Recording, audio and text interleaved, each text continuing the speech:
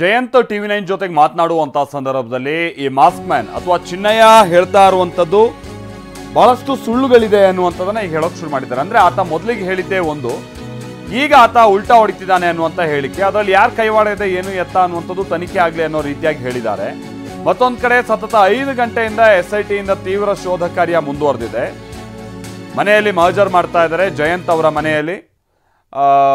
ಬಹುಶಃ ಇಲ್ಲಿ ಯಾವುದಾದ್ರೂ ಮೆಟೀರಿಯಲಿಸ್ಟಿಕ್ ಸಾಕ್ಷ್ಯಗಳು ಸಿಕ್ಕಿದ್ಯಾ ಅನ್ನುವಂಥದ್ದು ನಾವು ಗಮನ ಕೊಟ್ಟಂಥ ಸಂದರ್ಭದಲ್ಲಿ ಅಂಥ ಸಾಕ್ಷ್ಯಗಳೇನೂ ಸಿಕ್ಕಿಲ್ಲ ಅಂತ ಹೇಳಲಾಗ್ತಾ ಇದೆ. ಆದರೆ ಇಲ್ಲಿ ಸ್ಟೇಟ್ಮೆಂಟನ್ನು ಬರ್ಕೊಳ್ತಾ ಇದ್ದಾರೆ ಅಂತಲೂ ಕೂಡ ಗೊತ್ತಾಗ್ತಾ ಇದೆ. ನಾವಿಲ್ಲಿ ನೋಡ್ತಾ ಇದ್ದೀವಿ, ಜಯಂತ್ ಅವರ ನಿವಾಸದ ಮುಂದೆ SIT ಸಿಬ್ಬಂದಿ ಬೀಡ್ಬಿಟ್ಟಿದ್ದಾರೆ. ಅಲ್ಲಿ ಭಾಳ ಯಾರು ಬರೋಕ್ಕೆ ಮತ್ತೊಂದು ಅವಕಾಶ ಇಲ್ಲ. ಆ ಮನೆಯಲ್ಲಿ ಯಾರ್ಯಾರು ವಾಸಿಗಳಿದ್ದಾರೆ ಮತ್ತೊಬ್ಬರು, ಅವ್ರನ್ನೆಲ್ಲರನ್ನೂ ಕೂಡ ಮನೆಯೊಳಗೆ ಈಗ ಆಲ್ರೆಡಿ ಕರೆದು ಕೂರಿಸ್ಕೊಂಡಿದ್ದಾರೆ. ಅಲ್ಲಿ ಸ್ಟೇಟ್ಮೆಂಟನ್ನು ಮಾಡ್ಕೊಳ್ತಾ ಇದ್ದಾರೆ.